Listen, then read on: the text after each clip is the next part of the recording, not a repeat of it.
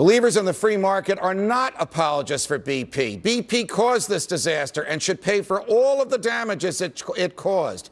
But the Constitution was written to create a separation of powers and to assure that BP and everyone else is treated fairly. When the president intimidates $20 billion out of BP to give to his own political appointee as a slush fund, that violates the Constitution. My next guest has had a front row seat for the administration's assault on the free market and capitalism, and he came to this great country because of our capitalist system. My friend and fellow New Jerseyan, Stuart Varney, host of Fox Business Network's Varney and Company, joins us now. Stuart, welcome here. Hello, Judge. Thanks for having me. What will happen if Judge Feldman's ruling is overturned? That is, if the moratorium is reestablished and no drilling whatsoever can occur in the vast Gulf of Mexico? You are going to have a de facto ban on drilling. Judge Feldman, rightly upholding the rule of law, struck down the ban on drilling.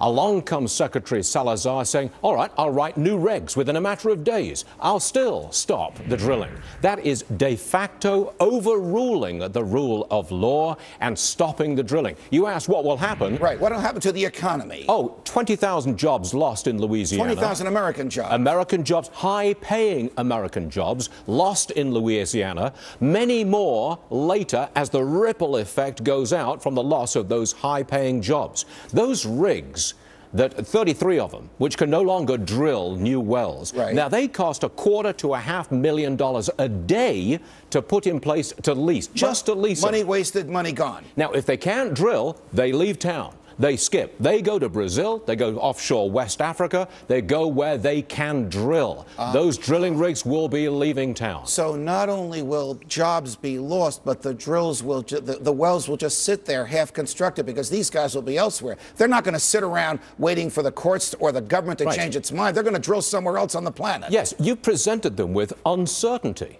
They don't know that they will eventually be allowed to drill. There's no certainty there. And basically, when you've got uncertainty and it's costing you up to $500,000 a day just to keep the drill there doing nothing, you take that drill away. Okay. That's what happens. Here's the track record of this White House.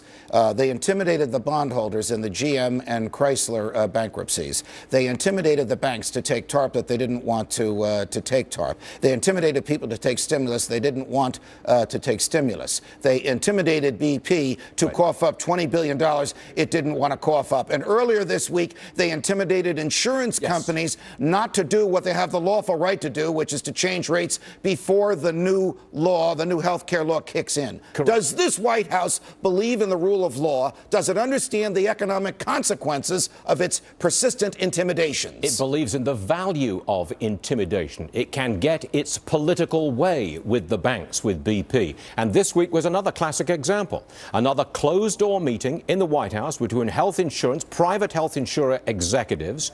I know, and I spoke to on my program, one of the people in that meeting. She would not say that she would be intimidated by the administration, but the very presence of the president saying, what about these premiums you're going to charge? That is intimidation. Stuart Varney, before I let you go, you reported on your show that Vice President Biden walked into that room with the president and the BP executives and said, give us the $20 billion or we'll go and get it. Do you agree that that was a shakedown? Yes, I do. I would use that word. It was intimidation in the extreme. That is a shakedown. Now, you're the legal scholar here. I don't know whether that's legal or not, but I can phrase it for what it was, and a shakedown was what it was. And no one has phrased it better. Stuart Varney, it's a pleasure. Thanks for joining us. Judge?